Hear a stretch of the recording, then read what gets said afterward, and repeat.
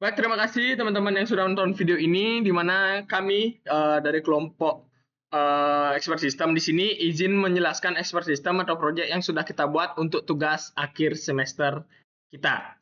Yang mana di sini ada beberapa konten yang nantinya akan kita bahas dalam presentasi kali ini, yang dimana ada konten pertama itu ada introduction, perkenalan kelompok dari kita semua yang sudah membuat proyek ini. Lanjut kita masuk ke topik. Nextnya kita membahas metode, penyakit, gejala, rules, ada juga nanti kita membahas sumber data, dan terakhir ada penutup. Kita masuk ke introduction terlebih dahulu. Untuk tim kami sendiri di sini yang sudah membuat proyek ini, ada saya sendiri, Wana Indrayana, lanjut ada Andrian Kusuma, dan terakhir ada Anggi Adnyani. Untuk nimnya sendiri dapat dilihat di layar. Dan untuk topik yang kita ambil di sini adalah topik mengenai sistem pakar pendeteksi penyakit kulit. Nah, untuk metodenya sendiri kita menggunakan 3 metode di sini. Yang pertama ada RBR atau Rule Based Reasoning di sini. Yang dimana Rule Based Reasoning atau RBR sendiri itu adalah metode pemecahan masalah yang menggunakan peran-peran atau aturan yang telah ditentukan sebelumnya. Yang dimana dalam sebuah sistem atau organisasi RBR ini sering sekali digunakan seperti itu. Lanjut yang kedua itu adalah metode forward chaining. Ya, untuk metode ini sendiri itu adalah metode inferensi dalam sistem berbasis aturan atau rule based system. Ya, yang dimana penarikan kesimpulan dimulai dari fakta-fakta yang diketahui dan bergerak maju ke kesimpulan menggunakan aturan yang ada. Dan untuk metode yang terakhir itu ada CF atau certainty factor, yang dimana untuk CF sendiri ini adalah metode yang ukuran digunakan untuk menyatakan tingkat kepastian atau keyakinan nih dalam suatu fakta atau kesimpulan dalam sistem pakar. Next, untuk penyakitnya sendiri di sini kita ada 9 penyakit yang nantinya akan kita gunakan di sistem pakar kali ini. Itu ada dari campak, eksim, herpes, dan seterusnya sampai dengan urtikaria di penyakit 9 yang mana kita simpulkan dengan P1 sampai dengan P9. Next, untuk gejalanya sendiri kita juga sama, ada gejala dari gejala sendiri itu kita ada 21 gejala, yang dimana kita mulai dari kulit membengkak ini menjadi gejala 1 atau G1. Lanjut kita ke benjolan di kulit itu ada G2 dan seterusnya sampai dengan G21 itu ada tonjolan kasar atau keras. Baik, berikut untuk rules-nya sendiri kita mulai dari penyakit 1. Itu dari penyakit 1 tadi itu gejalanya ada gejala 3, gejala 4, gejala 7, gejala 13 dan juga gejala 18. Jadi yang dimana rules ini yang nantinya akan kita gunakan yang menjadi model dasar untuk pembuatan sistem pakar kali ini. Untuk sumber data sendiri, kita mengambil 3 sumber untuk datanya. Itu pertama kita ada mengambil dari Kaggle, yang dimana Kaggle ini merupakan platform yang menyediakan data set untuk kamu yang ingin memang mengambil data set yang penting gitu. Yang pastinya platform ini juga terpercaya. Nah, selanjutnya kita ada mengambil jurnal juga. Di sini kita mengambil 2 jurnal, yaitu sistem pakar penyakit kulit pada manusia menggunakan mode certainty factor berbasis web.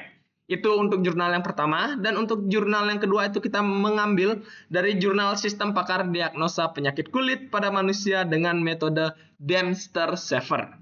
Dan yang terakhir pastinya kita juga berkonsultasi dengan pakar penyakit kulit. Baik, itu dia untuk penjelasan mengenai presentasi kita di awal. Mungkin selanjutnya kita akan langsung saja untuk mempraktekkan dan juga menggunakan langsung sistem pakar yang sudah kita buat. Terima kasih. Baik, di sini saya Anggi. Di sini saya akan melanjutkan mengenai bagaimana cara penggunaan dari website Sistem Pakar Diagnosa Penyakit Kulit atau SkinSense. Di sini adalah saat membuka website ini adalah awal dari website. Dan di sini selanjutnya ada fitur info penyakit, yang dimana info penyakit itu menginformasikan penyakit apa saja yang dapat didiagnosa pada sistem ini. Di sini ada urtikeria, tinea pedis, milea, pudis, impetigo, dan sebagainya. Saya akan mencoba salah satunya, yaitu bisa diklik selengkapnya. Nah, setelah diklik, akan menginformasikan penyakit seperti detail penyakit, gambarnya, terus ada deskripsinya, serta solusi yang diberikan jika terkena penyakit tersebut. Lalu bisa kembali, sama seperti penyakit-penyakit lainnya juga ada solusi, gambar, dan deskripsi. Seperti ini. Selain itu, ada juga fitur pesan, yang dimana digunakan untuk user mengirimkan pesan kepada sistem dengan cara menginputkan nama, email user, subjek, serta pesan yang ingin dikirim. Lalu di sini juga ada bagian diagnosa.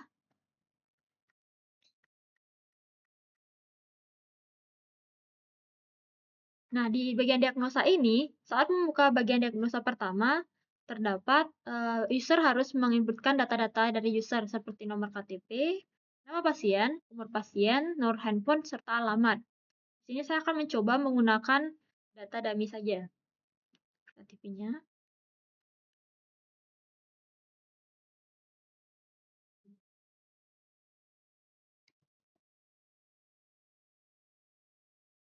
Jika sudah, maka dari sebelum melanjutkan ke memilih kondisi, di sini user sudah diinformasikan dari data yang dikirim user. Lalu di bawah ini terdapat gejala yang dialami serta 6 kondisi. Jadi user wajib mengisi setiap kondisi dari setiap gejala. Di sini saya akan mencoba mengisi kondisi-kondisi yang dialami dari setiap gejala. Contoh,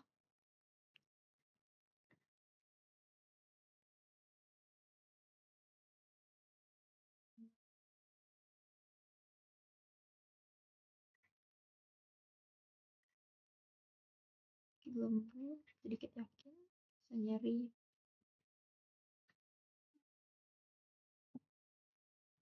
iritasi kulit, ruam, luka, infeksi kulit tidak tahu kemana.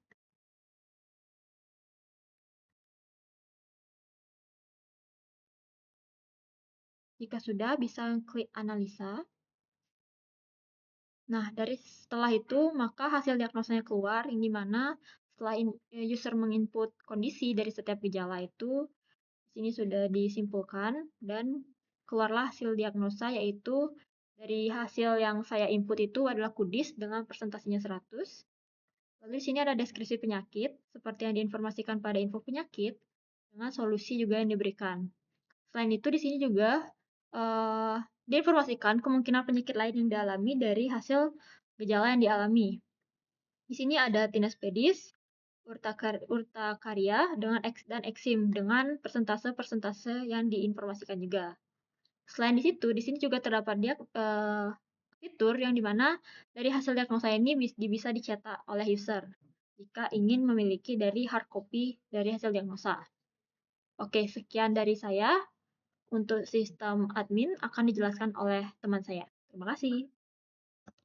Baik, di sini saya akan melanjutkan menjelaskan sistem pakar yang telah kami buat, yaitu SkinSense, sistem pakar diagnosa penyakit pada kulit. Oke, di sini saya akan menjelaskan bagian admin dashboardnya. Pertama-tama kita login dulu. Nah, login. Nah, di sini akan disuruh memasukkan username atau password kita. Oke, di sini saya akan masukkan email, passwordnya admin 123. Lalu kita klik login.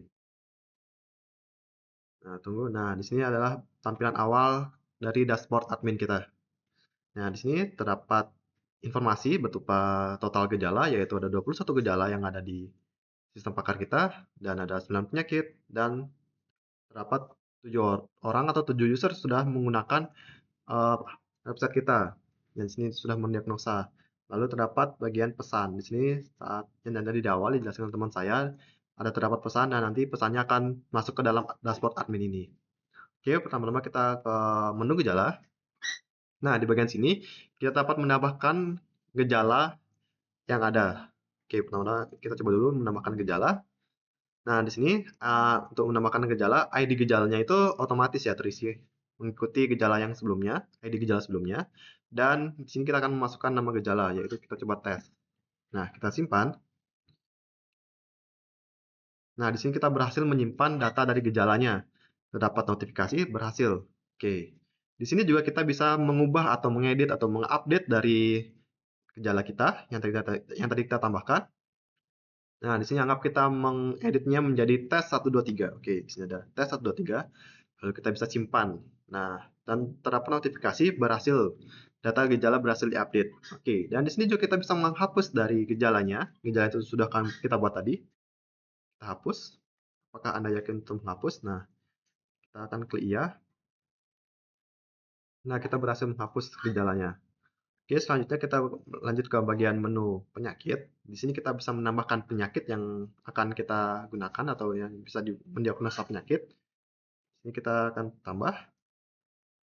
Oke, dan ini sama seperti tadi di gejala, ID penyakitnya itu otomatis terisi mengikuti ID penyakit sebelumnya. Di sini P010. Oke, namanya penyakitnya kita isi tes.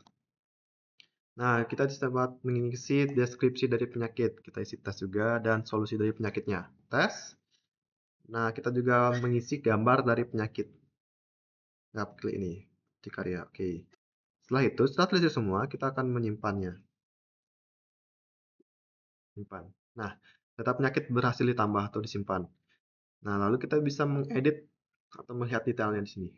Kita bisa mengedit dan menghapus data penyakit ini. Pertama-tama kita coba dulu editnya.